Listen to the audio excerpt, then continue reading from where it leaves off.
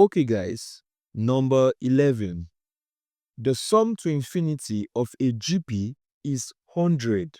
Find its first term if the common ratio is minus half. This question is from AP and GP, sequence and series. Now we all know for a geometric progression, the sum to infinity of a GP is A divided by 1 minus R, where A is the first term and R is the common ratio. From the question, we were given the sum to infinity has 100. So we have 100 equals A divided by 1 minus, and the common ratio was given as negative half. So we have minus half. Now you can simplify this bracket by saying 100 becomes A divided by minus, the minus becomes plus. We have 1 plus half. Now this becomes 100 equals A divided by, what is 1 plus half? Watch. 2 times 1, 2, plus 1, 3, divided by 2. So we have 3 divided by 2. Now we can simply cross multiply. A times 1 gives us A, and then we have 100 times 3 divided by 2. And we all know 2 can cancel out 100 to give us 50. So therefore, 50 times 3 becomes 150. And that is the answer to this question. Okay, number 12. From the top of a building 10 meters high, the angle of elevation of a fruit on top of a tree 25 meters is 30 degrees. Calculate the horizontal distance between the building and the tree. Now look at the board. We have the ground, we have the tree, and we have a building. For example, this is the tree. How do I draw it, please? Is the tree, and this is the building. Now we're told from the top of this building, the building's height was given as 10 meters. So we have here to here as 10 meters, the height. Now before you agree, this height can transfer up to this part. That means here to here is also 10 meters, right? Now from the top of this building to the top of the tree, the angle of elevation was given as 30 degrees. 30 degrees. So we have 30 degrees over here. Now we're told that the tree is 25 meters high. So the entire height of the tree is 25 meters. Now if you observe, we are asked to find this distance from the building to the tree. We have a triangle on top here, a right angle triangle. For it to apply the trigonometric ratios, we must get this part of this tree, this height of this tree, which is as shown on the board, 25 minus 10 will give us this part. So this part should be 15.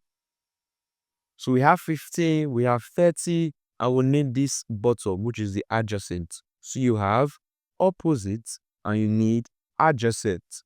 And I have the angle. Remember, tan theta equals opposite divided by adjacent. Therefore, tan 30 equals 15 divided by x. We are looking for x. So therefore, cross multiplied, we're going to have x equals 15 divided by, what is tan 30? Tan 30 is root 3 divided by 3. This becomes 15 times 3 divided by root 3. And now you can rationalize, becomes 15 times root 3 as our final answer. Okay, number 13. Simplify 5 plus root 7 divided by 3 plus root 7. Now, this question is tested on the surd, and we are being asked to simplify. Obviously, we will need to rationalize this surd. How do we rationalize? We multiply both top and bottom by the conjugate base of the surd. Conjugate base means that the whatever value you have at the bottom, alternate the sign that becomes the conjugate base. So in this question, since we have 3 plus root 7, the conjugate base becomes 3 minus root 7. So we have multiplying top by 3 minus root 7 and bottom by 3 minus root 7. Now moving on, we'll have to multiply the top and the bottom separately. Please do not cancel out, else you get the question back. So we have to continue solving. So we multiply top and bottom separately. Let's go.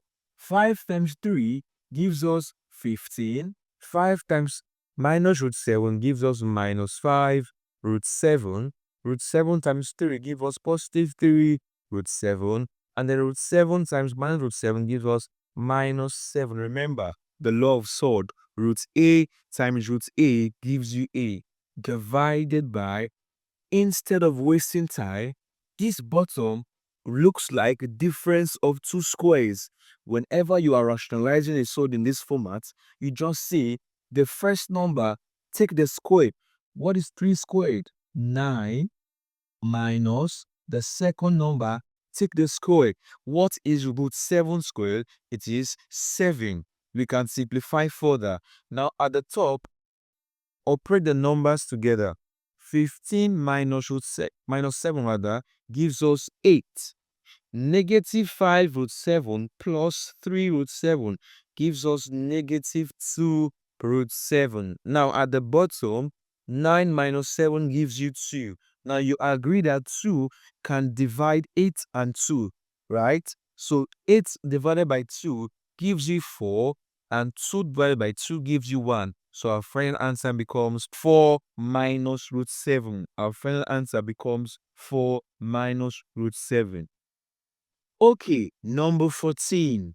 The scores of students in a test are recorded as follows: 4, 3, 3, 2, 1, 2, 1, 5, 7, 8, 3, and 5. Find the mode of the mark. 4, 3, 3, 2, 1, 2, 5, 7, 8, 3, and 5. Sorry. Find the mode of the mark from statistics.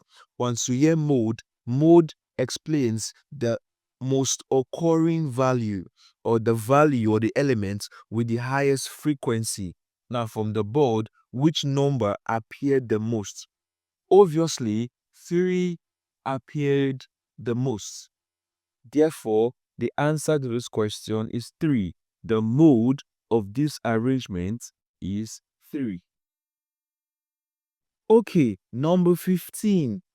Given P as a matrix 1, 2, 2, 3, find P squared minus 4P minus I, where I is the identity matrix. Now, slowly watch. Already we know what P is, so we can quickly find P squared and 4P. We need these values, and then we also need I. Now, what would P squared be? P squared is simply say P multiplied P. So we have 1, 2, 2, 3 multiplying the same value 1, 2, 2, 2, 3. 4P means 4 times P, and then I is the identity matrix. Simply, since it's a 2 by 2 matrix, we will have 1, 0, 0, 1 for the identity matrix. Okay, the diagonals are unitary and the other one is 0. So 1, 0, 0, 1. Now, let's look for P squared. Remember, when multiplying matrix, we apply row by column. Row 1 times column 1, row 2 times column 2. So let's do that. Row 1, we have 1 and 2. Row 2, we also, column 1, we also have 1 and 2 here. So now, 1 times 1 gives us 1, plus 2 times 2 gives us 4. 1 times 2 gives us 2, plus 2 times 3 gives us 6. Okay, row times column. Next row now, 2 times 1 gives us 2. 3 times 2 gives us 6. And finally, 2 times 2 gives us 4. 3 times 3 gives us 9. So now you can quickly add that up. 1 plus 4 gives us, let me write this here, 5. 2 plus 6, 8. Again, we have 8, and then we have 13. This is p squared, p squared. Now, 4p is simply multiplying the numbers in p by 4. So we have 4 times 1, 4, 4 times 2, 8, 4 times 2 again, 8, and then 4 times 3, 12. So we have, this is p squared, don't confuse. We have p squared, we have 4p, and we have I. So using the operations given, we are doing p squared minus 4p minus I. Let's get that done easily. Now, p squared is 5. So we're doing 5 minus 4 minus 1. P squared minus 4p minus I. 5 minus 4, 1. 1 minus 1, 0. We have 0 as our first entry. Now, 8. P squared, we have 8. 8 minus 8 is 0. 0 minus 0 is still 0. We have another 0 here. Moving on, 8 again. 8 minus 8 is also 0. 0 minus 0 is also 0. And then lastly, 13 minus 12 is 1. 1 minus 1 is 0. 13 minus 12 is 1. 1 minus 1 is 0. So we have finally 0. This becomes the answer to that question. All the inputs are zeros. We'll call that a zero matrix. Okay, number 16. From a class of 5 girls and 7 boys, a committee consisting of 2 girls and 3 boys is to be formed. How many ways can this be done? We are asked to form. Remember, when forming or choosing or selecting, we apply combination. Now, we have 7 boys and we have 5 girls. And we need just 2 girls and as well just 3 boys. So we're giving the exact values of numbers of boys and girls. Simply from the 7 boys, we're going to choose 3, and from the 5 girls, we're going to choose 2. Remember, multiply this number backward this amount of time. So we have 7 going back 3 times. So we have 7, 1 times 6, 2 times 5, 3 divided by 3 factorial times going back 5 twice. We have 5 times 4 divided by 2 factorial. Okay, now, so let's take out the terms that can cancel out. 3 times 2 times 1 can take out 6, because that's 6. 2 here, 1, 2 here, 2. So 7 times 5 becomes 35 times 5 times 2 becomes 10. So therefore, the answer becomes 350 ways. Okay, number 17.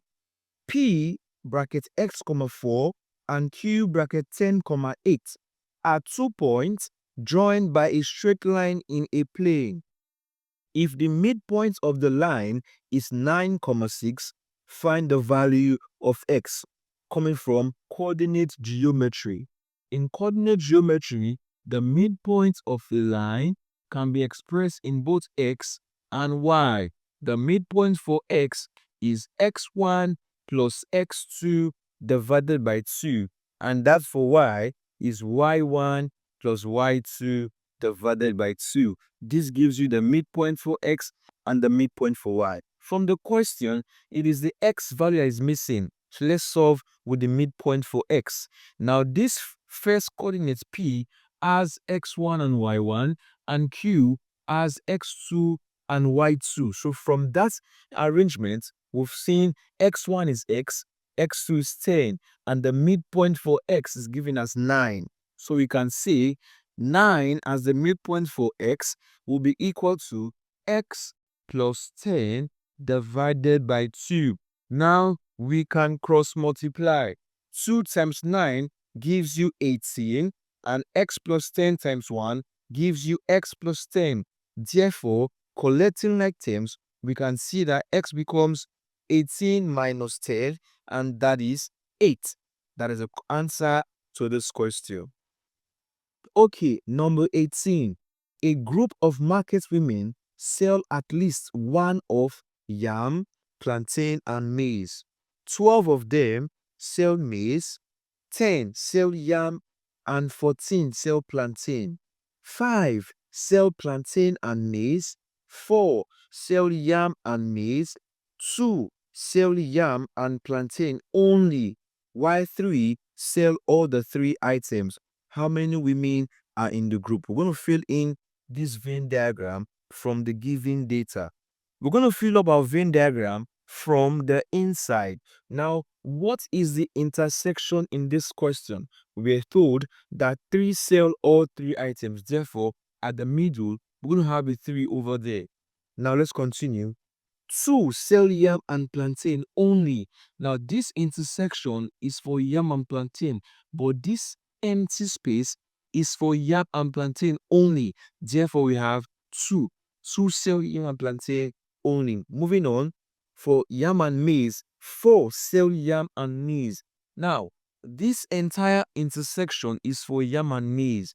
We already have 3 here, but we are told it must be 4, meaning we must add an extra 1 in this circle to complete 4. So we have 1 selling yam and maize only, making 4 for the total intersection. Moving on, 5 sell plantain and maize. Plantain and maize, 5. We already have 3 here, therefore we're going to put a 2 here. So making it 5. 5 sell plantain and maize. Now we are done with the inner intersection. Let's move on to the entire circles. We were told that 14 sell plantain. 14. Now the entire circle must be 14. We put plantain. We already have 2 plus 2, 4 plus 3. We already have 7. So we are left with 7. Now for maize, we were told that 12 sell maize. We already have 2 plus 3, 5 plus 1, 6. We are left with 6. And then for yam, we were told that 10 sell yam. We already have 2 plus 3, 5 plus 1, 6. We left with how many? 4. Now the total number of women in the group becomes the sum of the entire numbers you can see in the circles. Therefore, number of women becomes, we have 7 plus 6 plus 4 plus 3 plus 2 plus 2 plus 1. And now let's take the sum of everything. 7 plus 6 gives you 13. 13 plus 4 gives us 17. Plus 3 gives us 20. Plus 2, 22, 24. And we have 25 women in the group. Okay, number 19. The ratio of men to women in a 20-member committee is 3:1. How many women must be added to the committee to make the ratio of men to women 3:2? Now, initially, the ratio was 3:1 and the total was 20. Let's get how many men and women are here. Basically, I just simply say 3x plus 1x must be equal to 20. Therefore, 4x equals 20. Therefore, x equals 5. Now, the number of men are 3x. So the men becomes 15. 3 times 5, 15. And the women becomes 5. Now, initially, we had 5 women in this ratio. Now, we are asked that how many men will be added so that the ratio becomes 3:2. Let's hope for the women. Now, for 3:2, we're going to be saying for the women, we're having 2 divided by 5. 3 plus 2 is 5. Times, we had total of 20 before. Now we are adding some extra amount of women, x. Now this must be equal to the initial amount of women, 5, plus the extra one added, x. Sum it this way. Open the bracket. 2 times 20 becomes 40. 2 times x becomes 2x equals 5 times 5 becomes 25. And 5 times x becomes 5x. Collect like terms. 40 minus 25 becomes 15. 5x minus 2x becomes 3x. Divide both sides by 3. Therefore, our x becomes what? 5. So we have to add 5 extra women to make the ratio become 3:2. Okay, number 20. How many proper and improper subsets are there in the set K equals A, B, C, D, and E? Now, to find the number of subsets in a set, we apply the power of a set. Power of a set which is 2 to the power of n, where n is the number of elements in that set. In this set for the question, we have 5 elements. Therefore, we can say the power becomes 2 to the power of 5, and that should be equal to 32. So we can have 32 subsets from that given set.